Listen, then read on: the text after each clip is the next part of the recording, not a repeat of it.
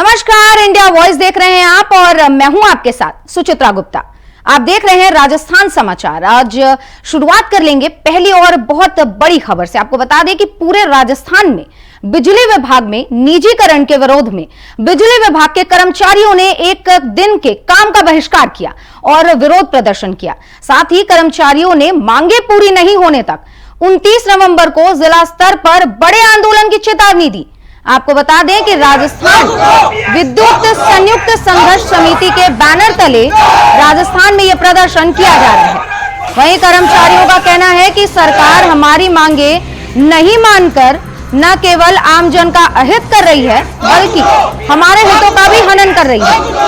अगर सरकार जल्द ही हमारी मांगे नहीं मानती तो 29 नवंबर को राजस्थान विद्युत संयुक्त संघर्ष समिति के बैनर तले बिजली विभाग के कर्मचारी एक दिन का कार्य बहिष्कार कर धरना प्रदर्शन करेंगे और मुख्यमंत्री और ऊर्जा मंत्री के नाम जिला कलेक्ट्रेट को अपनी मांगों का ज्ञापन सौंपा।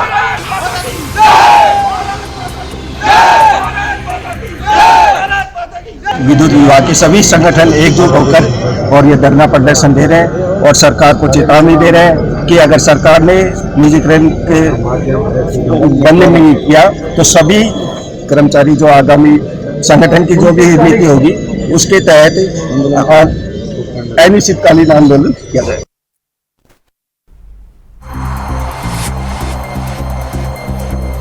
तो आप जैसा कि देख रहे हैं कि बिजली विभाग के कर्मचारी लगातार प्रदर्शन कर रहे हैं। उनकी मांगे हैं कि विद्युत विभाग का निजीकरण न किया जाए। इसे लेकर 29 नवंबर को कार्य बहिष्कार करने की भी बात कर रहे हैं।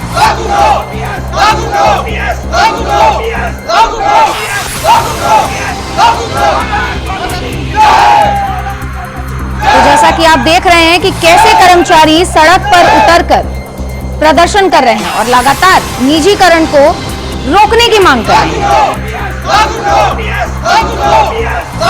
और ये सिर्फ राजस्थान के राजधानी जयपुर की नहीं बल्कि पूरे प्रदेश की एक ही दशा है जहां सड़क पर उतरकर विद्युत कर्मचारी प्रदर्शन कर रहे हैं। और इस मामले पे तमाम जानकारी के साथ हमारे सहयोगी कुलदीप सैनी हमारे साथ जुड़ गए।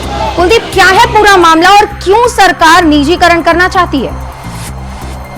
देखिए, राजस्थान में जहां विद्युत विभाग के कर्मचारी आज एकजुट हुए हैं, ये कोई पहला मसला नहीं है। जब सरकार के विरोध में ये तमाम कर्मचारी खड़े हुए हैं, पूर्ववर्ती गहलोत सरकार के समय भी विद्युत विभाग की इन तमाम बिंदुओं पर बार बार सरकार को इंगित करने की कोशिश थी, लेकिन सरकार फिर 2-1 साल बाद गुजरती है, वापस से उन्हीं धड़ल्लों पर विभाग के अधिकारी उन कामों को करना शुरू कर देते हैं। दरअसल इस पूरे अगर हम मामले को देखें तो राजस्थान में विद्युत विभाग के कर्मचारी कुछ महत्वपूर्ण बिंदुओं को लेकर आज अपना कार्य बहिष्कार कर रहे थे, जहां पर पूरे प्रदेश भर के विद्युत डिस्कॉम्स हो या छोटे से बड़े ऑफिस हो, तमाम ऑफिस के अंदर विद्युत विभाग के कर्मचारियों ने 1 घंटे से लेकर 2 घंटे का कार्य बहिष्कार किया।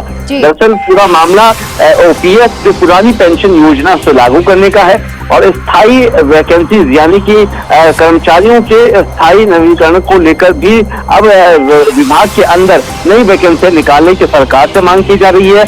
प्रदेश के जो बिजली विभाग है उसमें अलग अलग जो काम जो दिए जाते हैं विद्युत विभाग के, वो ठेका प्रथा के अनुरूप दी जाती है। तो सरकार अलग अलग कंपनियों को ये ठेका देती है, जिसके चलते विद्युत विभाग के जो काम है वो कहीं ना कहीं ठप चले जाते हैं। और अक्सर अमूमन हम देखते हैं कि जब ठेके खत्म होते हैं तो प्रदेश के अंदर बिजली आपूर्तियों को बाधित करने के लिए ये ऐसी जो कार्य बहिष्कार की जो योजना है वो कहीं ना कहीं अवध प्रदेश को बदहाल करती है। अभी देखते हैं कि सर्दी का मौसम शुरू हो चुका है, किसानों ने गेहूं की फसलें लगाना शुरू कर दिया है।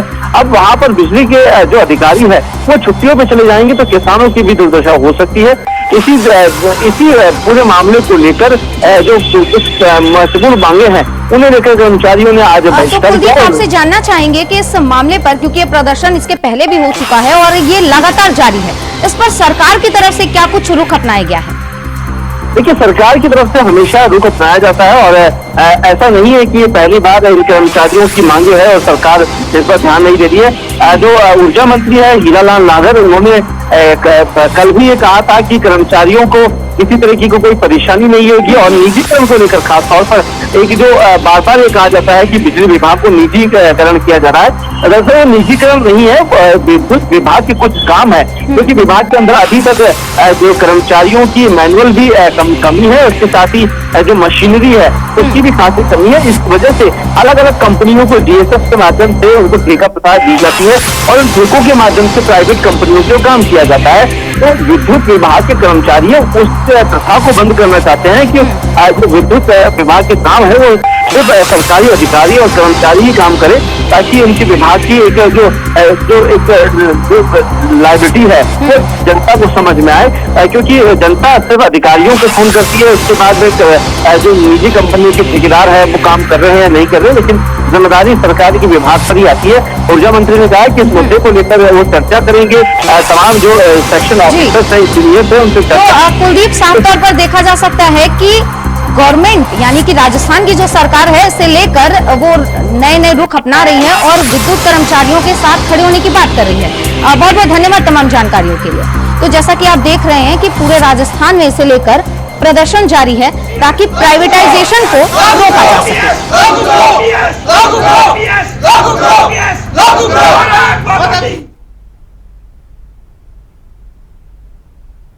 रुक कर लेंगे अगली खबर का। राजस्थान विधानसभा उपचुनाव में भारतीय जनता पार्टी ने इतिहास रच दिया है। पार्टी ने 7 में से 5 सीटों पर जीत हासिल की है, जबकि कांग्रेस और भारत आदिवासी पार्टी को एक-एक सीट ही चुनाव में एक-एक सीट पर ही उन्हें जीत मिली है। मुख्यमंत्री भजनलाल शर्मा ने उपचुनाव में जीत के बाद एक बयान जारी किया, जिसमें उन्होंने जनता को जीत का श्रेय दिया है। उन्होंने कहा कि जनता को यह भरोसा हो गया है कि भाजपा ही एक ऐसी पार्टी है जो विकास करा सकती है।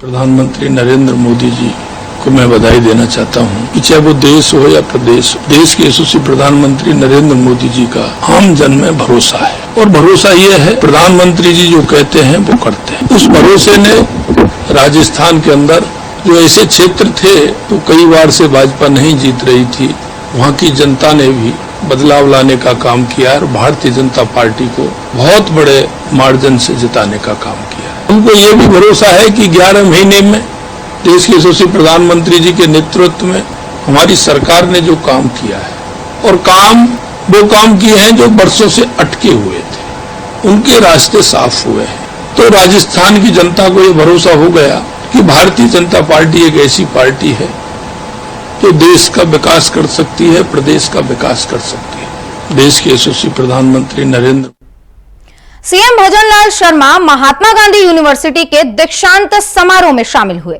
यूनिवर्सिटी कैंपस में आयोजित हुए इस कार्यक्रम में सीएम भजनलाल शर्मा ने मुख्य अतिथि के रूप में शिरकत की। सीएम भजनलाल शर्मा ने सभी मेधावी छात्र छात्राओं को शुभकामनाएं भी दी। वहीं सीएम ने यह भी कहा संबोधन करते हुए कि लोगों की सेवा का काम करना मेडिकल के क्षेत्र में एक बहुत बड़ा काम है। आपको बता दें सीएम ने मेडिकल के छात्रों की इस मामले में सराहना भी की और साथ साथ उन्होंने ये कहा कि मुझे विश्वास है कि आप सभी इस पेशे को अर्थ के बजाय सेवा में जोड़कर देखेंगे। बात के लिए किया जाता है कि आपको सेवा कहां करनी है। यह कभी कभी हमारे मन में आ जाती है कि हम अपनी मर्जी से सेवा कर रहे हैं, किस क्षेत्र को हम चुनते हैं। आपके मैं छात्रों से भी कहना चाहता हूं, आपके मन में कहीं की जाने की होगी, कल्पना क्या होगी। कुछ के मन में तो यह होगा कि पहले से ही कि मुझे इस क्षेत्र में जाना है, लेकिन कई के मन में यह होगी कि मुझे दूसरे क्षेत्र में जाना है। लेकिन ईश्वर ने मंजूर किया और आप इस सेवा के क्षेत्र में आए, इसलिए भी मैं आपको बहुत बहुत बधाई और शुभकामनाएं देता हूं। और जीवन में क्योंकि हमको डिग्री मिलती है, हम उस क्षेत्र में काम भी करते हैं, लेकिन कुछ काम ऐसे होते हैं जिनको ईश्वर कराना चाहता है, वो भी काम आपसे कराएंगे। और इस सेवा के क्षेत्र में मैं हमेशा कहता हूं कि आप कई डिपार्टमेंट हैं जो सर्विस में रहते हैं, उनकी ड्यूटी 8 घंटे रहती है, लेकिन इस क्षेत्र में काम करने वाले की व्यक्ति जो होते हैं उनकी ड्यूटी 24 घंटे की होती है। कभी कभी तो ऐसा अनायास आता है कि आप 16 घंटे की ड्यूटी भी करके आए हैं, लेकिन अकस्मात कुछ भी हो गया तो आपको वो 16 घंटे से ज्यादा 20 घंटे के लिए भी आपको प्रेरित करते हैं और आपको वो करना होता है, क्योंकि ये सेवा का क्षेत्र ऐसा है कि आपके मन और भाव के आधार पर ईश्वर उसी क्षेत्र में काम करने के लिए आप सभी को लगाया है। इसलिए मैं कहना चाहता हूं कि इस क्षेत्र में रहने वाले उन सभी छात्र और छात्राओं को कि आप इसे ईश्वरीय कार्य मानते हुए और ईश्वर को यह मानते हुए कि उसने हमको यह कार्य सौंपा है, तो उस कार्य की स्थिति क्या होनी चाहिए। आज के अवसर पर मैं आपसे इतना ही कहूंगा कि हम कहीं ना कहीं निमित्त होकर के इस क्षेत्र में आए हैं, तो सेवा के कार्य को हम आगे बढ़ाने का काम हम करेंगे, ऐसा मुझे विश्वास है। आज इस अस्पताल में साइबर नाइफ और पेट स्कैन मशीन का उद्घाटन किया गया है, जिसका लाभ जयपुर समेत आसपास के जिलों को बड़ी आबादी को मिलेगा।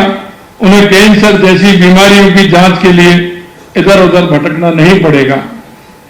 इस नवस्थापित हेमाटोलॉजी टावर में रक्त संबंधी रोगों की मरीजों के लिए स्थापित सुविधाओं से रोगों के निदान और इलाज में भी सहायता मिलेगी। और ये सहायता हमारे, जैसा कि हमारी सरकार स्वास्थ्य राजस्थान के लिए संकल्पित है, क्योंकि हमने जो बजट के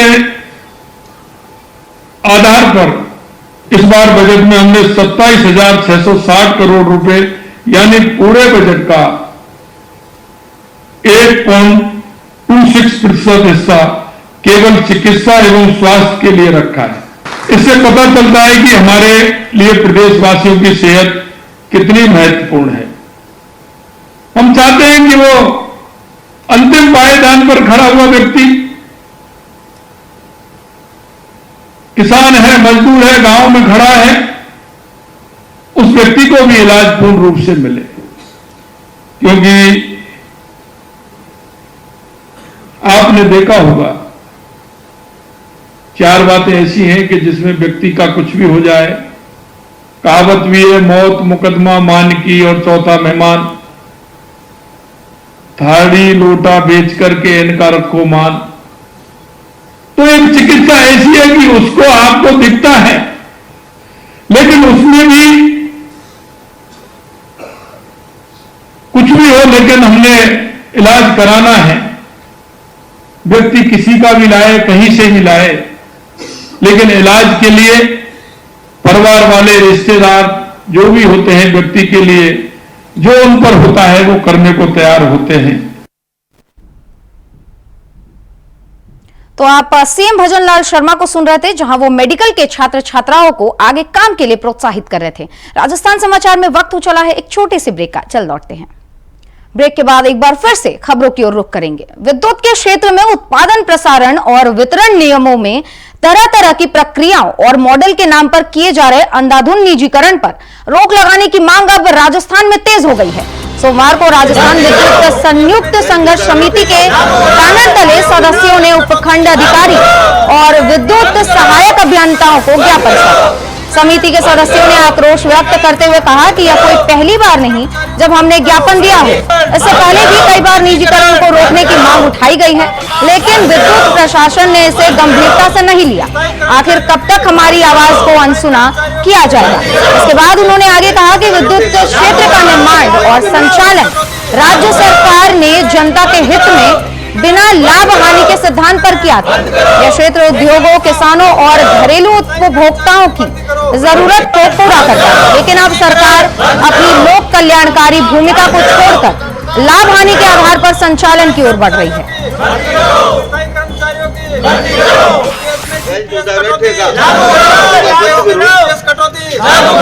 कर्मचारियों को अपना भविष्य जो रोजगार के माध्यम वो कर्मचारी अपने आप में क्या असुरक्षित महसूस कर रहे हैं। और निजीकरण कर्मचारियों के खिलाफ नहीं है, निजीकरण आमजन के भी खिलाफ है, ये उद्योगपतियों के भी खिलाफ है, किसानों के भी खिलाफ है। आप यूँ देखो, कोई भी बिजनेसमैन इसको प्राइवेट पे लगा तो वो सबसे पहले अपना मुनाफा देखेगा, ना कि कोई सार्वजनिक हित देखेगा, कुछ नहीं देखेगा, अपना मुनाफा देखेगा।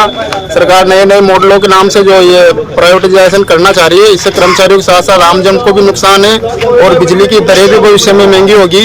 ये किसी भी तरह से सही नहीं है। आम जनता को भी धीरे धीरे हम गाँवों में नुक्कड़ सभाओं के माध्यम से जागृत करेंगे। अगर सरकार नहीं मानी कर्मचारियों के विरोध से तो ये आमजन में चेंज होते देर नहीं लगेगी। ये 29 तारीख को आज ये उपखंड स्तर पर है। आज राजस्थान विद्युत संयुक्त कर्मचारी समिति द्वारा प्रदेश व्यापी एक दिवसीय धरने के तहत बिजली विभाग में अंधाधुंध कई मॉडलों के नाम पर निजीकरण किया जा रहा है। एफआरटी ठेके पर जेएसएस दिए जा रहे हैं। हेम योजना के तहत फिल्टरों का सेग्रीगेशन करके सोलराइजेशन करके इनको ये जो भी ठेका प्रति सरकार जो लाना चाह रही है, इसमें कर्मचारियों को क्या नुकसान है? कर्मचारियों अपनी नौकरी को असुरक्षित महसूस कर रहे हैं और इस निजीकरण होने से स्थायी रोजगार खत्म होगा और आने वाली पीढ़ी के लिए सरकारी नौकरी मिलना मुश्किल हो जाएगी।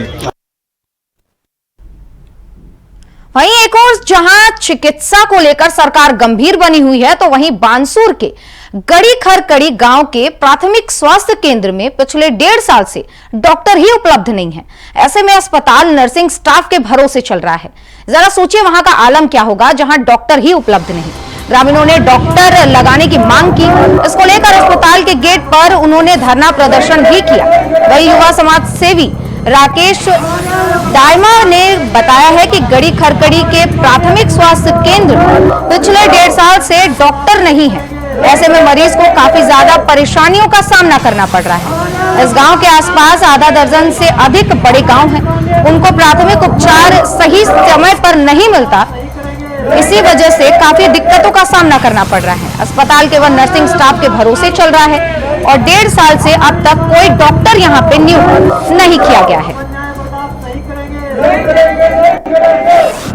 पिछले 1.5 साल से यह डॉक्टर की नियुक्ति नहीं है, रिक्त पड़ा है पद। उसकी मांग को लेकर के यहाँ समस्त ग्राम पंचायत के लोग और आसपास के 5 ग्राम पंचायतों के लोग इससे जुड़े हुए हैं। लगभग 50,000 की आबादी है और पिछले 1.5 साल से यहाँ डॉक्टर नहीं है। उसकी मांग को लेकर के आज हम सभी ग्रामवासी यहाँ धरना प्रदर्शन कर रहे हैं। यहाँ जब डॉक्टर था उस टाइम यहाँ 200-250 ओपीडी हुआ करती। जब तो यहाँ डॉक्टर नहीं है तो यहाँ कोई सुविधा नहीं है। ग्रामवासियों ने क्षेत्र में प्रतिनिधियों से भी, अधिकारियों से भी, व्यक्तिगत भी, लिखकर भी और घूमते भी और जा जाकर के 20-20 आदमी जाकर मिल भी आए, पर यहाँ उनकी कोई सुनवाई नहीं हो रही। इससे परेशान होकर के इन लोगों ने धरना प्रदर्शन किया है और एक बड़ा आंदोलन होगा, उसका जिम्मेदार यहाँ लोगों का प्रशासन होगा। रुक कर लेंगे अगली खबर की ओर। छबड़ा में बिजली विभाग के कर्मचारियों ने बिजली उत्पादन का निजीकरण करने को लेकर प्रदर्शन किया और कार्य का बहिष्कार किया। इस दौरान कर्मचारियों ने एसडीएम को मुख्यमंत्री के नाम का ज्ञापन सौंपा। वहीं कर्मचारियों ने बताया कि अगर निजीकरण को बंद नहीं किया गया तो हम कुछ दिनों बाद जिला लेवल पर प्रदर्शन करेंगे। आपको बता दें कि पूरे राजस्थान का यही आलम है, जहां विद्युत विभाग के निजीकरण को लेकर कर्मचारी लगातार धरना प्रदर्शन कर रहे हैं।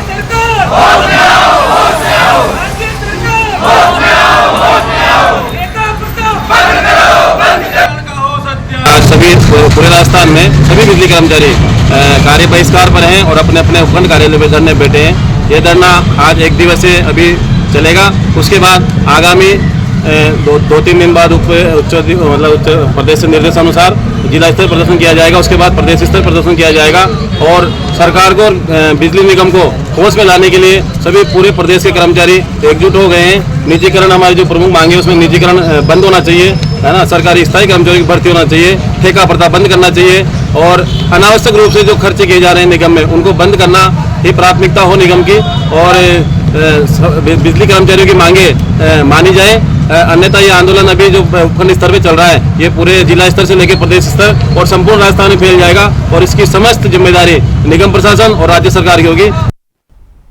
खबर डिडवाना से है, जहां पुलिस ने जुआ खेलने वालों पर कड़ी कार्रवाई की है। जहां पुलिस ने जुआ खेलते हुए 17 जुआरियों को गिरफ्तार किया, जिनसे 9,48,000 रुपए बरामद किए और साथ ही जुआ की सामग्री भी बरामद की। जिले की डीएसटी टीम और पर्वतसर थाना पुलिस ने संयुक्त कार्रवाई की। एसपी हनुमान प्रसाद मीणा ने बताया कि पर्वतसर के रिजॉर्ट में जुआ खेलने की सूचना मिली थी। इस पर पर्वतसर के शेरगढ़ रिजॉर्ट पर पुलिस ने दबिश दी, जहां जुआ खेला जा रहा था। मौके से पुलिस ने 9,48,140 की नकदी के साथ 17 लोगों को गिरफ्तार किया।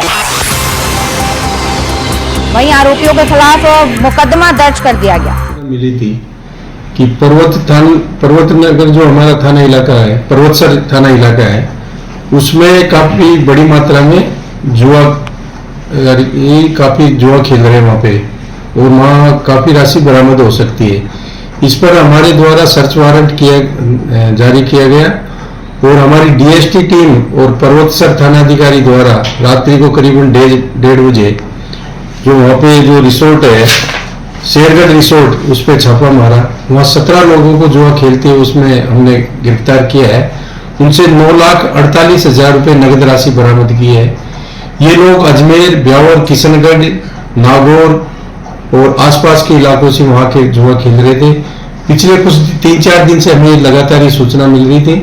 ये इनके और साथी कौन कौन है, कौन इसमें मेन जो जुआरी है, कौन इसमें मुख्य भूमिका में था, उसके बारे में हम इनसे लगातार पूछताछ कर रहे हैं। खबर अलवर से है, जहां पुलिस और परिवहन विभाग ने साथ मिलकर सड़क सुरक्षा अभियान की शुरुआत की। पहले दिन वाहन चालकों को समझाया गया कि वे वाहन चलाते समय नियमों का पालन करें। यातायात नियमों का उल्लंघन करने वालों और शराब पीकर वाहन चलाने वालों को शपथ भी दिलाई गई। सीओ सिटी आनंद शर्मा ने कहा कि नुक्कड़ नाटक के माध्यम से आमजन में यातायात नियम के लिए जागरूकता लाने का प्रयास किया जाएगा। सीओ सिटी आनंद शर्मा ने आगे कहा कि 25 नवंबर से 5 दिसंबर तक अलवर में सड़क सुरक्षा नियम अभियान चलाया जा रहा है, जिसमें वाहन चालकों से यातायात नियमों का पालन कराया जाएगा। सड़क सुरक्षा जीवन अभियान की शुरुआत पुलिस द्वारा की गई है। उनका सड़क सुरक्षा पखवाड़ा मना रहे हैं। इसमें सबसे पहले हमने शपथ दिलवाई रोड सेफ्टी से संबंधित, उसके बाद लोगों को समझाइश का प्रोग्राम रखेंगे और स्कूल, कॉलेज वगैरह में रोड सेफ्टी से संबंधित नियम के बारे में हमारी फैमिली ज्यादा जानकारी देंगे। पुलिस, स्वास्थ्य विभाग, परिवहन विभाग और सार्वजनिक निर्माण विभाग सभी मिलकर प्रयास कर रहे हैं। बानसूर में राजस्थान सरकार द्वारा विद्युत निगम का निजीकरण करने के विरोध और पुरानी पेंशन स्कीम लागू करने की मांग को लेकर सहायक अभियंता कार्यालय के बाहर विद्युत संयुक्त संघर्ष समिति के लोगों ने धरना प्रदर्शन किया और मुख्यमंत्री के नाम ज्ञापन सौंपा। इस दौरान सुभाष चंद्र मीणा ने बताया कि ठेकेदारी प्रथा से आमजन और कर्मचारियों को नुकसान हो रहा है। वहीं कर्मचारियों ने विद्युत निगम का निजीकरण को लेकर विरोध किया और पुरानी पेंशन स्कीम योजना को लागू करने की मांग की। इस दौरान कर्मचारी ने एक दिन के लिए अपना काम ठप कर दिया। राजस्थान पुलिस की ओर से चोरी, गुमशुदा और लूटे गए मोबाइल फोन की तलाश को लेकर विशेष अभियान चलाया जा रहा है। जीआरपी पुलिस ने भी चोरी और गुमशुदा मोबाइल फोन की तलाश के बाद एक अभियान चलाया और उसमें इस अभियान में बड़ी कार्रवाई आपको बता दें कि पुलिस को बड़ी कामयाबी हाथ लगी। जीआरपी जयपुर पुलिस की ओर से अभियान के तहत 255 गुमशुदा मोबाइल फोन बरामद किए गए और उन्हें उनके असली मालिकों तक पहुंचाने का काम किया जा रहा है। इसी कड़ी में जयपुर जीआरपी पुलिस थाने में जीआरपी अजमेर एसपी नरेंद्र सिंह ने 105 मोबाइलों को उनके मालिकों को सौंप दिया।